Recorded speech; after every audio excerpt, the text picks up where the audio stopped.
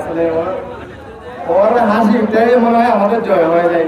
আমরা যখন খেলতে যাই আমি শিওর হয়ে ওর টিমে মানে ওর প্লেয়ারদের কোনো চাপ থাকে না। মানে শুধু বলে যে তোমরা খেলো, তোমাদের মতো কোনো চাপ শক্তি নেই, হার জিত থাকবে। আসলে আমরা যে টিমগুলো আমরা জিতি না, মনে হয় সাহেবদের জন্য জিতি আমরা। সাহেবদেরকে আমার পক্ষে থেকে অনেক ধন্যবাদ। সাহেবদের মন মানসিক অনেক বেশি ভালো বলার মতো। ওকে, ধন্যবাদ এবং অভিনন্দন জানাচ্ছি টাটা সরকার খেলার জন্য জাহাঙ্গীরকে এবং সেই সাথে পুরস্কার দেওয়ার জন্য। হয়তো বা আগামী পরশু সেমিফাইনাল অনুষ্ঠিত হবে। সেমিফাইনালে কি আপনারা সেম দল নিয়ে মাঠে নামবে? আসলে সেটা আমি বলতে পারবো না, কিন্তু আমি তো ছোটো জানাগুলো খেলি না, তার বড় ভাইয়ের জন্য খেলতে যাচ্ছি। আসলে আরও 2টা ম্যাচে চলে গেছে, কিন্তু আমি আসিনি, একটা লাগানো দিয়ে আসিনি। কিন্তু আজকে আমার খেলা ছিল, তাই বাইরে পেয়ে থেকে বেরিয়ে গেছি। আমি এগুলো খেলি না।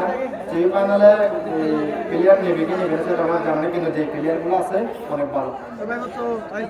ধন্যবাদ, অভিনন্দন জানাচ্ছি টাটা সরকার পাড়ার ফুটবল একাদশকে এবং ধন্যবাদ জানাচ্ছি